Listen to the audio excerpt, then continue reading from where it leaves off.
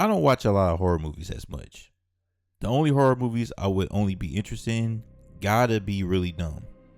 A classic horror film or a somewhat intellectual horror movie that has something to say. I'm very picky when it comes to horror movies because they're all the same thing at this point. College students go trip, place abandoned, relatable main character, dumb sexy character, and piece of shit character, see slasher. It's the same with spiritual and gore movies too, and you've seen all the archetypes. But recently, a horror movie that has my attention is a film called In the Violent Nature. So basically, it's a Friday the 13th type of movie, except you're in the perspective of the slasher. You don't mostly see the typical back and forth you see from horror characters. It's always, for the most part, the point of view of the killer. That's the concept that got me interested in The Violent Nature. If you ever played Dead by Daylight, that's what I'm thinking they're going for with this movie, except it's on a cinematic scale than playing as the killer. I've watched In the Violent Nature, and it's definitely an experimental movie. The good things about In the Violent Nature is that it definitely lives up to the concept of having the perspective of the antagonist. You get to see what causes our slasher, who they named Johnny, to start killing folks because they took something that was near and dear to his heart. When Johnny starts walking around, he has this slow walk in the forest.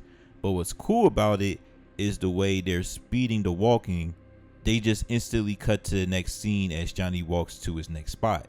I don't usually talk about sound, but for this movie, it was a major factor to the intensity of the movie. There is no score or music besides what the other characters are listening to in the movie. It's just birds chirping, grass be stepped on, cars, other people talking, and the most effective was the kills. Now the kills are so gruesome that I had to look away sometimes. I can take seeing a gush of blood or somebody being, because it's usually cartoony. But in this movie, the gore is no joke, especially in a certain scene in which I can describe as a ball up human paper. Now, I appreciate In the Violent Nature doing the experimental stuff with the movie, but they still have the typical horror cliches you expect from a horror movie. Most of the acting is not that great, and it doesn't help that I don't know any of the characters' names.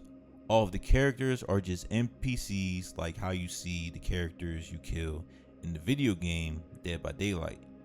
Characters making stupid decisions they could have avoided, and once they get killed, I didn't feel anything except for the way the characters died because it was crazy.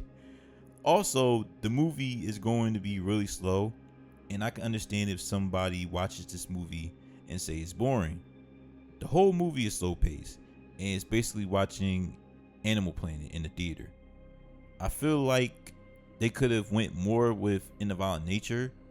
The best thing about horror characters like Michael Myers and Jason Voorhees is that they're a force of nature.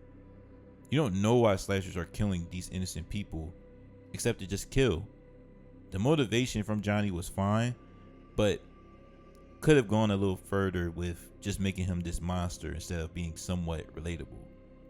In the Violent Nature is a film that is so slow that it will turn some casual movie audiences off. It's not a typical horror movie. You are watching a documentary of a killing machine.